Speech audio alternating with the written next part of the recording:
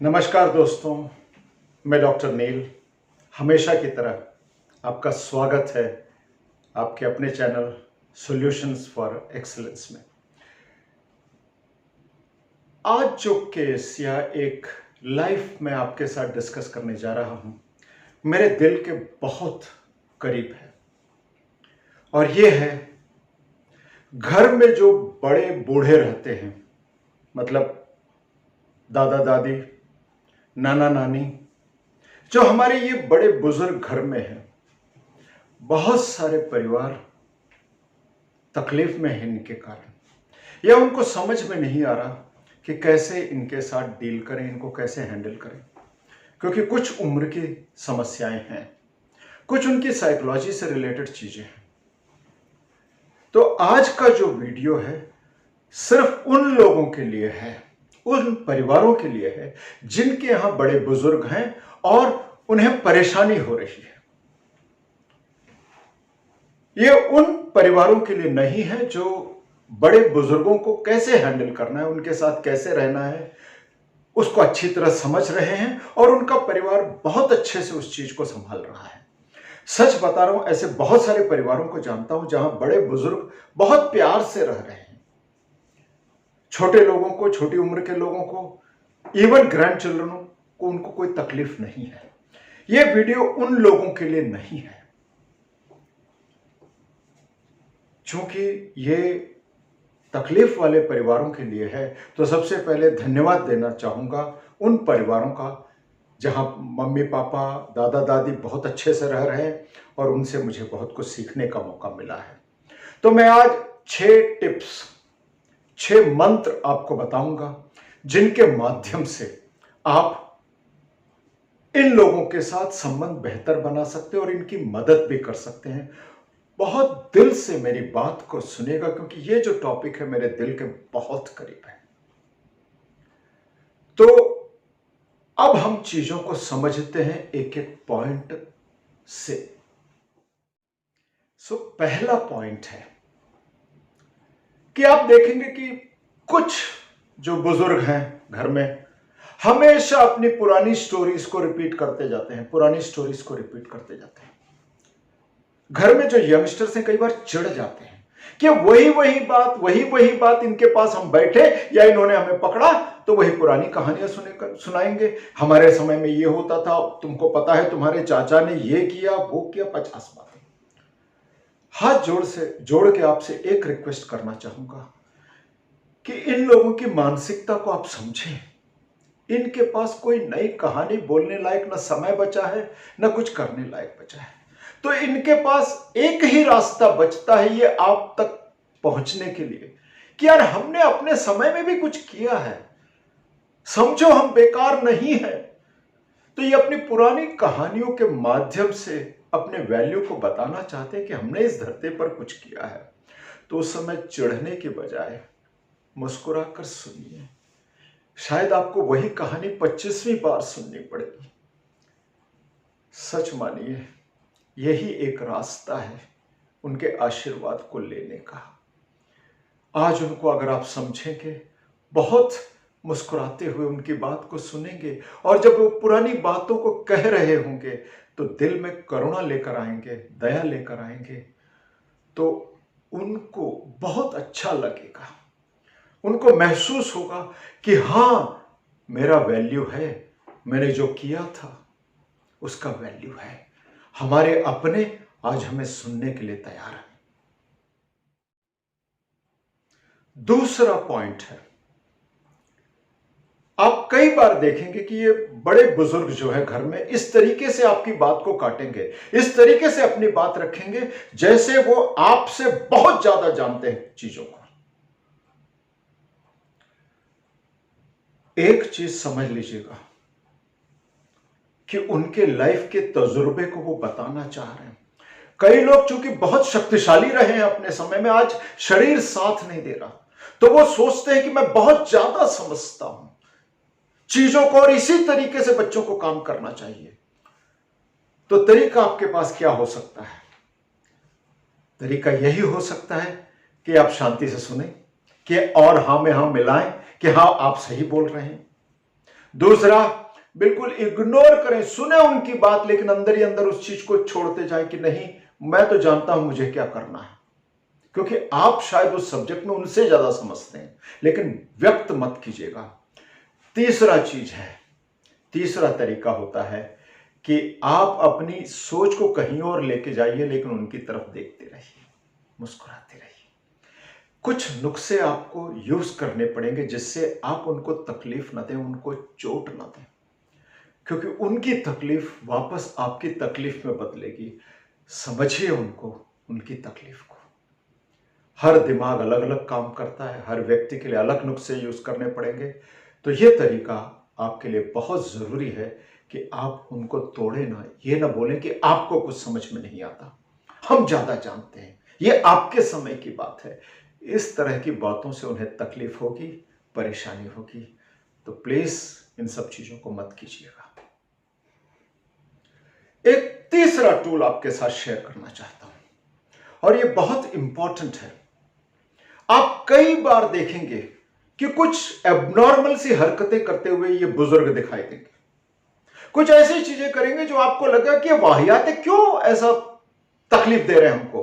कई बार आपसे कुछ ऐसी बातें बोलने की कोशिश करेंगे जिससे आप उनकी तरफ देखें। आप समझिएगा इनकी साइकोलॉजी को।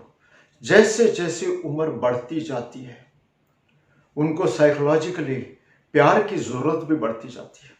एक समय था बहुत एक्टिव थे ये लोग, बहुत कुछ किया इन्होंने इस दुनिया में, लेकिन आज कर नहीं पा रहे हैं, तो उनको ऐसा लगता है कि ये बोझ बन गए हैं, किसी को इनकी जरूरत नहीं है। तो अटेंशन लेने के लिए ये करते हैं बार बार और चाहते हैं कि आप इनकी तरफ ध्यान दें, इन्हें प्यार दें। तो प्यार की कमी इनको ऐसी एबनॉर्मल एक्टिविटीज की तरफ लेके जाती है। तो इसलिए मैं आपसे रिक्वेस्ट करूंगा कि आप इनके साथ थोड़ा वक्त गुजारें, इनको अटेंशन अपनी तरफ से दें, प्रोएक्टिवली इनकी तरफ थोड़ा ध्यान दें। और सबसे ज्यादा मैंने फायदा देखा है, बहुत फैमिलीज को मैंने ये सजेस्ट किया है कि आप इनके साथ थोड़ा खेलें, मस्ती करें। खासकर अगर आपके यहां बच्चे हों, मतलब आपके बच्चे हों, ग्रैंड चिल्ड्रन, वो जब मस्ती करते हैं बड़ों के साथ तो उनको बहुत अच्छा लगता है। वो खेलते हैं, मुस्कुराते हैं और उन्हें बार बार लगता है कि हमें देखने वाला कोई है। ये सारे जो मैं आपको तरीके बता रहा हूं ये सब टेस्टेड हैं, परिवारों में खुशियां बनती हैं इससे। इसलिए हाथ जोड़ के रिक्वेस्ट करूंगा कि बड़ों को समझें और उनको अटेंशन दें, प्यार दें, फिर शायद उनकी हरकतें आपको नॉर्मल लगेंगी और शायद कई बार वो एबनॉर्मल हरकतें करेंगे नहीं। चौथा टिप जो है बहुत इंपॉर्टेंट है और ये बहुत इमोशनल चीज है। जब जब आपको मौका मिले, जब आपके बुजुर्ग घर में हो और आपके पास हो, तो उनको लगना भी नहीं चाहिए और उनके प्रेजेंस में, उनकी उपस्थिति में आप अपने बच्चों को या अपने रिश्तेदारों को, फोन पर भी होगा तो चलेगा, इन बुजुर्गों ने, आपके मम्मी पापा ने जो किया है जिंदगी में, जो बहुत अच्छे अच्छे काम किए हैं, उनकी लाइफ के स्ट्रगल क्या रहे हैं, इसको आप दूसरों को सुनाइए। इस काम को एक थेरेपी के रूप में लीजिए। ये जो बुजुर्ग है ना दोस्तों, ये जब सुनते हैं कि उनके अपने आज उनको याद रखते हैं और उन्होंने जो अच्छा काम किया है ये उसको एक्नॉलेज करते हैं और अपनों के साथ भी शेयर करते हैं, सच बता रहा हूं मेरे दोस्तों, इससे बड़ा उनके जीवन में, इससे बड़ा सुख और कुछ नहीं होता। तो हाथ जोड़ के आपसे रिक्वेस्ट करता हूं, उनकी गाथा गाइए, क्योंकि सच बता रहा हूं उन्होंने बहुत कुछ किया है जिंदगी में, बहुत कुछ किया है जिंदगी में। शायद हम एक किताब लिख डालें अपने मम्मी पापा के कंट्रीब्यूशन को, नाना नानी के कंट्रीब्यूशन को, तो भी कम पड़ेगा। सच बता रहा हूं, आपका ये कर्तव्य है, आपका ये कर्तव्य है कि आप उनका सम्मान करें, उनके गुण गाएं। ये उनके लिए एक थेरेपी है और शायद इसे जीने का मकसद मिलेगा, उन्हें अच्छा लगेगा कि आज लोग उन्हें उनके अपने भूले नहीं हैं। बहुत बहुत इंपॉर्टेंट है दोस्तों, इस चीज को भूलिएगा नहीं। जो 5वां टिप है, ये बहुत इंपॉर्टेंट है कि रोज रात को आप सोने के पहले उनके पैर को छुएं। मम्मी पापा के, दादा दादी के, जो भी आपके घर में हैं, बुजुर्ग हैं, उनके पैर को छुएं और दिल से आशीर्वाद मांगे और दिल से बोलिए कि आज हम जो कुछ हैं आपके कारण है। तो अपना आशीर्वाद बना के रखिए। कई घरों में मैंने किया है ये। शुरू में हिचक होती है क्योंकि ये सब चीजों की आदतें चली गई हैं, हम लोगों ने बंद कर दिया। इतनी प्यारी हमारी संस्कृति रही है, ये सब चीजों को हमने छोड़ दिया। वापस लेकर आइए, उनके पैर को छूइए और दिल से आशीर्वाद मांगिए। और अगर आपके दादा दादी, नाना नानी, मम्मी पापा आपके साथ नहीं रहते, जैसे लड़कियों के मम्मी पापा के साथ अक्सर होता है, तो उन्हें रोज रात को एक बार जरूर कॉल कीजिएगा। एक धर्म समझ के कॉल कीजिए और बोलिए, पापा सोने जा रही हूं, मम्मी सोने जा रही हूं, आशीर्वाद दीजिए। आज का दिन बहुत अच्छा रहा आपके आशीर्वाद के कारण। सच बता रहा हूं, घर मंदिर में बदल जाएगा। इतना अच्छा लगेगा आपको, इतना प्यारा लगेगा। जब बड़ों का आशीर्वाद मिलता है ना, वो घर में कभी तकलीफ नहीं होती। इस प्यारी सी चीज को हमें आने वाली संतानों को सिखाना है। वो कैसे होगा? अगर हमने खुद फॉलो किया तभी होगा। हाथ जोड़कर विनती करता हूं, उनको रिस्पेक्ट दीजिए, उनको सम्मान दीजिए और उनको समझने की कोशिश कीजिए। आप कभी परेशान नहीं होंगे। बड़ों का आशीर्वाद ही हमारा आधार है, स्तंभ है।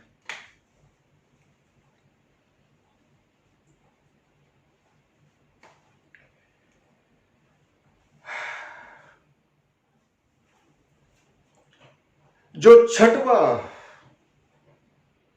टिप है, जो मेरी लाइफ का लर्निंग है, वो ये रहा है कि अगर आपके सीनियर्स आपकी बात को समझ नहीं रहे, बुजुर्ग आपकी बात को समझ नहीं रहे, आपने सब कुछ प्रयास किया, तो ये समझ लीजिएगा कि शायद उनको कोई मानसिक बीमारी है।